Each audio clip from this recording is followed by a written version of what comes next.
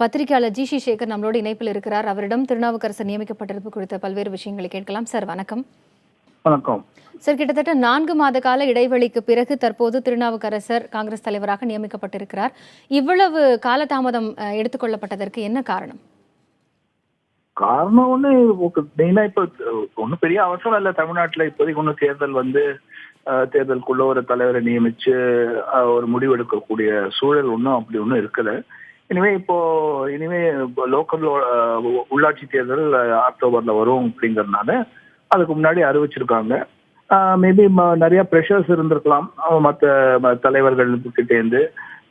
வசந்த்குமார் இல்ல பி சிதம்பரம் இல்லாட்டி பீட்டர் அல்போன்ஸ் அந்த மாதிரி இப்ப பேரை கன்சிடர் பண்ணிக்கலாம். பட் இப்ப கடைசியில அவர் திருநாவுக்கரசர் எடுத்திருக்காங்க. நல்ல தேர்வு. ஏன்னா மூத்த அரசியல்வாதி, எல்லாரையும் அனுசரிச்சுட்டு போகக்கூடியவர். ஸோ அவருக்கு ஜெயலலிதா கூடயும் இருந்திருக்காரு, கருணாநிதி கூடயும் கூட்டணியில் இருந்திருக்காரு. ஸோ அதனால அவங்களுக்கு அவரோட அரசியல்லாம் ஓரளவு எப்படி டேக்கிள் பண்றதுன்னு தெரியும். ஸோ அந்த விதத்துல காங்கிரஸ்க்கு இப்ப இருக்கக்கூடிய தருணத்துல திருநாவுக்கரசர் ஒரு நல்ல சாய்ஸ் தான் சொல்லணும். எந்த அடிப்படையில திருநாவுக்கரசர் காங்கிரஸ் தலைவரா நியமிக்கப்பட்டிருக்கிறார் அப்படின்னு நினைக்கிறீங்க சார்? 10 வருஷம் ஆயிடுச்சு அவர் கட்சிக்கு அவர் எதுவும் எதிர்பார்க்கல இது வரைக்கும். அப்கோர்ஸ் எம்பி எலெக்ஷன்லாம் நின்னாரு, அதெல்லாம் ஜெயிக்க முடியல, அதெல்லாம் வேற விஷயம். பட் அதனால என்ன ராஜ்யசபாக்கு அனுப்புங்க அப்படின்னு அவர் ஒன்றும் எதிர்பார்க்கல. அதனால அந்த விதத்துல எதிர்பார்ப்பு அவருக்கு கம்மி. நான் என்னுடைய அனுபவத்தையும் என்னுடைய அரசியல் ஒர்க்கையும் பார்த்து அவங்க என்ன எந்த பதவி கொடுத்தாலும் அதை ஏற்றுக்க நான் தயார் அப்படின்னு தான் அவர் இருந்தாரு. அவர் டிமாண்ட் பண்ணி இது பண்ணல. அண்ட் அவர் எல்லாருக்கிட்டையும் சுமூகமா போகக்கூடாது. அவரை கட்சிக்குள்ள கொண்டு வந்தது பீச் தான். பட் அதுக்கப்புறம் எல்லா தலைவர்கள் கூடயும் அவர் அனுசரிச்சு தான் போயிருக்காரு. யார் கூடயும் அவர் மோதல் EVK சிலங்கோனால் மாதிரி ஒரு கன்ஃபரன்டேஷனல் அப்ரோச் கட்சிக்குள்ளேயே அவர் எடுத்தது இல்லை. தேவையில்லாத வார்த்தைகளை அவர் வெளியில கொட்ட மாட்டாரு. அந்த விதத்துல ரொம்ப ஒரு மெச்சூர்ட் லீடர் இப்ப தேவை தமிழ்நாட்டு காங்கிரஸ்க்கு. ஏன்னா காங்கிரஸ் இட் இஸ் வீக்கஸ்ட் இப்ப நீங்க பாத்தீங்கன்னா. ஸோ அதை ஏதோ ரிவைவ் பண்றதுக்கு திருநாவுக்கரசர் மாதிரி அவர் கிராஸ் ரூட்ல இருந்து ADMKல சின்ன ஒரு லெவல்ல இருந்து மினிஸ்டரா இருந்திருக்காரு. அப்புறம் BJPல சென்ட்ரல் மினிஸ்டரா MP, ராஜ்யசபா MP எல்லாம் இருந்திருக்காரு. ஸோ நல்ல அனுபவம் உண்டு, நல்ல முதிர்ச்சியும் உண்டு. ஸோ அதனால அவர் நல்ல சாய்ஸ்னா இது பார்த்து தான் எடுத்திருக்காங்க. நன்றி சார், இணைப்பில் உங்களுடைய கருத்துக்களை பகிர்ந்து கொண்டமைக்கு. தொடர்ந்து பத்திரிகையாளர் மணி நம்மளோட இணைப்பில் இருக்கிற அவரிடம் பேசலாம். சார் வணக்கம்.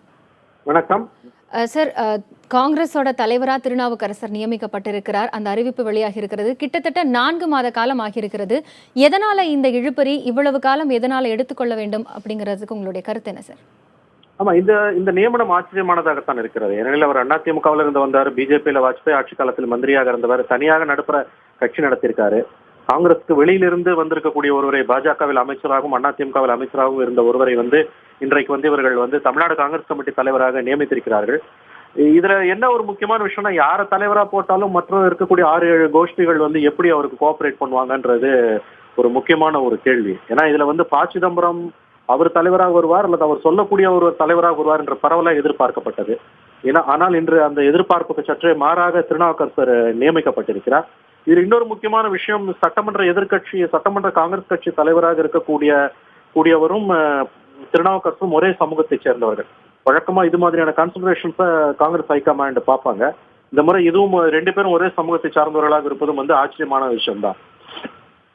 உள்ளாட்சி தேர்தல் நெருங்க இருக்கிற நிலையில திருநாவுக்கரசர் முன்னாடி இருக்கிற சவால்கள் என்ன? எப்படி உள்ளாட்சி தேர்தலை எதிர்கொள்ள வேண்டும் என்பது அவருக்கு முன்னாடி இருக்கிற கேள்விகள் என்னென்ன?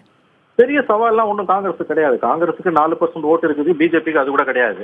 இந்த 4% ஓட்டை வச்சுக்கிட்டு அவங்களால எவ்வளவு தூரம் ஜெயிக்க முடியுன்றதுலாம் எல்லாருக்கும் தெரியும். திமுகவோட அவர் எந்த அளவுக்கு அனுசரணையாக போவார்ன்றதுதான் இப்போ முக்கியமான ஒரு விஷயம். ஆனா அவர் என்னன்னா பேசிக்கலி திருநாவுக்கரசர் ஒரு பிளசன்ட் பர்சன்.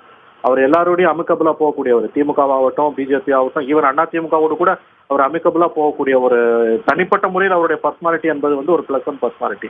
அதை தாண்டி வேற எந்த கன்சிடரேஷன்ஸ் வந்திருக்கும்ன்றது நமக்கு தெரியல. பட் இதுல நம்ம கவனிக்க வேண்டிய விஷயம் என்னன்னா, எவரை தலைவராக போட்டாலும் அவருக்கு எதிராக 6-7 கோஷ்டிகள் கட்சி கட்டி கொண்டு நிற்பார்கள்.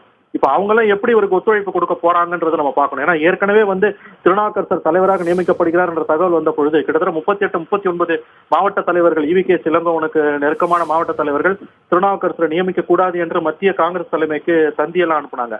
இப்ப அவங்க எல்லாம் என்ன செய்ய போறாங்க, எப்படி கோஆபரேட் பண்ணுவாங்கன்றதை நம்ம பார்க்கணும்.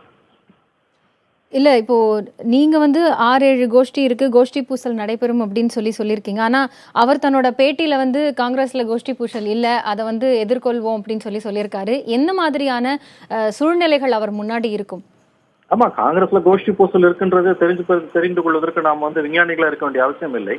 காங்கிரஸோட பலம் பலவீனம் ரெண்டுமே அதுதான்.